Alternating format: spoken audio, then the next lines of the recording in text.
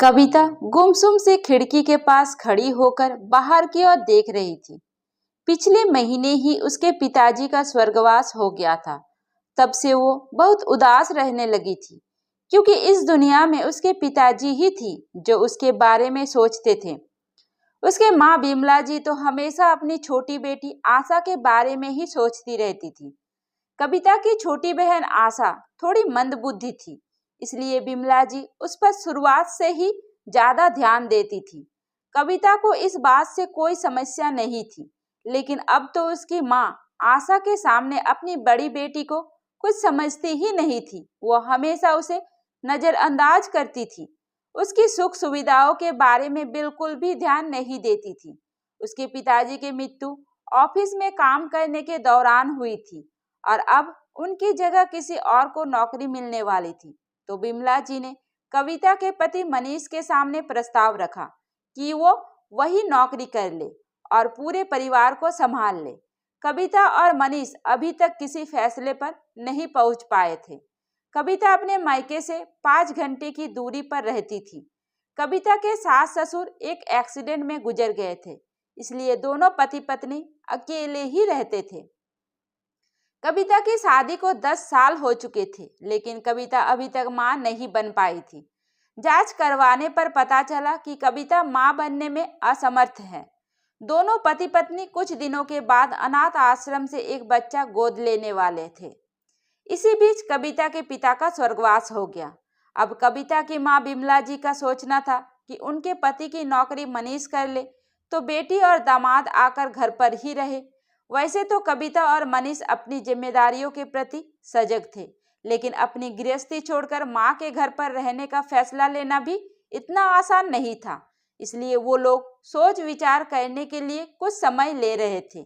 एक दिन कविता अपनी मां को बिना बताए ही घर पहुंच गई। अचानक से पहुंची थी। उसने देखा कि बिमला जी आंगन में बैठकर फोन पर किसी से बातें करते हुए कहने लगी थी, अरे मेरा दामाद मनीष तो बहुत लालची है, देखना नौकरी के लालच में जरूर यहाँ पर आ जाएगा। कविता को भी तो मेरी धन संपत्ति का लालच होगा ही, ऐसा सुनहरा अवसर छोड़ने वाले तो है नहीं। अगर मेरे पति जीवित रहते तो इन लोगों को सिर पर चढ़ाना ही नहीं पड़ता, लेकिन अब तो मेरी मजबूरी भी है। वैसे हमारा खर्चा चल ही जाएगा, लेकिन घर में एक मर्द भी तो होना चाहिए ना, सारे भारी काम करने के लिए। और कविता यहाँ पर रहेगी तो वो भी घर का सारा काम संभाल लेगी। फिर मैं आराम से रहूंगी और मेरी बेटी भी आराम से रहेगी, और आगे मेरी बेटी के भविष्य की चिंता भी मुझे नहीं रहेगी। दौलत के लालच में ये लोग आशा की देखभाल भी अच्छे से कर लेंगे। मैं तो अपनी वसीयत में लिख कर जाऊंगी कि सारी संपत्ति मेरी बेटी आशा के नाम पर ही रहेगी, और दामाद भी जो कमाएगा वो यहीं पर तो खर्च करेगा, क्योंकि ये नौकरी उसकी खुद की तो नहीं होगी। अब मेरे पति की नौकरी वो करेगा और सारी तनख्वाह भी मेरे हाथ में तो लाकर रखनी पड़ेगी ना। ये सब सुनकर कविता हैरान रह गई। क्या यहाँ आने के बाद उसका खुद का कोई भविष्य नहीं रहेगा? अगर सारी सैलरी माँ खुद ले लेगी तो हम दोनों अपने भविष्य के लिए क्या बचा पाएंगे? साथ ही वो माँ की ये सोच सुनकर हैरान थी कि माँ उसे दौलत का लालची समझती है। वो उल्टे पैर वापस लौट गई। उसने माँ से मिलना भी जरूरी नहीं समझा, क्योंकि उसने देख लिया कि उसकी माँ को उसके प्यार की जरूरत नहीं है, बल्कि अपने धन दौलत के दम पर वो अपनी बेटी और दामाद को केवल इस्तेमाल करना चाहती है। उसने घर आकर सारी बातें मनीष को बताई तो मनीष भी हैरान हो गया और कहने लगा, मैं तो सिर्फ तुम्हारी माँ की मदद करना चाहता था। मुझे ना ससुर जी की नौकरी का लालच है और ना ही तुम्हारी माँ की धन संपत्ति का। अगर उन्हें ऐसा ही लगता है कि हम धन संपत्ति के लालच में उनकी परवाह कर रहे हैं, तो उन्हें अपनी दौलत जिसे देनी है दे दे, और आशा की जिम्मेदारी भी जिसे उठानी है उठा ले, क्योंकि मुझे धन दौलत का कोई लालच नहीं है और मुझे अब कोई जिम्मेदारी भी नहीं चाहिए। इस तरह बदनाम होकर मैं कोई काम नहीं करने वाला हूँ। मैं हमारे लिए पर्याप्त कमाई कर लेता हूँ और अपने भविष्य के लिए भी थोड़ा बहुत बचत कर ही लेता हूँ।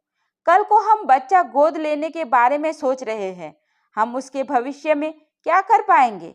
वैसे ही तुम्हारी माँ मेरी सारी सैलरी खुद ले लेगी और उनकी तरफ से भी हमें कोई मदद नहीं मिलने वाली है, तो क्या हम अपनी जिंदगी उनकी मंदबुद्धि बेटी के लिए न्यौछावर कर दे? कविता को अपनी माँ की बातें सुनकर कुछ ठीक नहीं लग रहा था। उसका मन भी बहुत खराब हो चुका था। उसे भी अपने पति की बातें ठीक लग रही थी।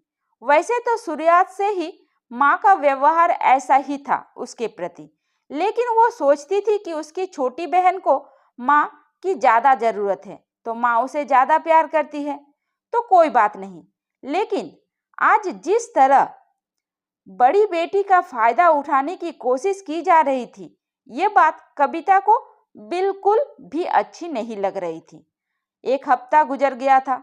एक दिन बिमला जी का फोन आया। वो कहने लगी, कविता बेटा, तुम दोनों ने क्या सोचा है? तुम लोग घर आ रहे हो ना? देखो, अब सब कुछ तुम्हें ही संभालना है। आखिर आशा तुम्हारी छोटी बहन है और मैं तुम्हारी माँ हूँ। तुम हम दोनों को अकेला तो नहीं छोड़ सकती। हाँ, अगर कोई नालायक बेटा होता तो भले ही हमें अकेला छोड़ देता। इस तरह की बातें करके वो अपनी बेटी को भावुक कर देना चाहती थी, लेकिन उन्हें नहीं पता था कि कविता ने पहले ही सब कुछ सुन लिया था। कविता ने धीरे से कहा, माँ, मनीष से बात करके बताती हूँ। तो ये सुनकर माँ भड़क गई और कहने लगी, तुम्हें बात करने के लिए और कितना समय चाहिए? मुझे तो लगा था कि तुम दोनों यहाँ आने का फैसला कर लिया होगा। देखो, जब से तुम्हारे पापा गुजरे हैं तब से मैं बहुत परेशान हूँ। मुझे आशा के साथ सोना पड़ रहा है। पहले तुम्हारे पापा उनके साथ सो जाते थे तो उनकी जरूरतों की भी देखभाल कर लेते थे, लेकिन अब मेरी नींद खराब हो रही है। तुम यहाँ आ जाओगी तो मुझे भी थोड़ी मदद मिल जाएगी। वैसे भी दामाद बाबू को यहाँ तुम्हारे पापा की नौकरी तो मिल ही रही है। ऊपर से तुम जॉब भी नहीं करती और ना ही ससुराल वाले तुम्हारे साथ हैं, तो तुम दामाद जी के साथ मायके में आकर रहो और रात को अपनी बहन के साथ सोया करो। तब मैं भी थोड़ा आराम से सो पाऊंगी। तुम्हारा उसके प्रति भी कुछ फर्ज बनता है या नहीं? तुम अपने बहन की जिम्मेदारियों से मुंह नहीं मोड़ सकती। कविता हैरानी से बोली, ये तुम क्या कर रही हो माँ?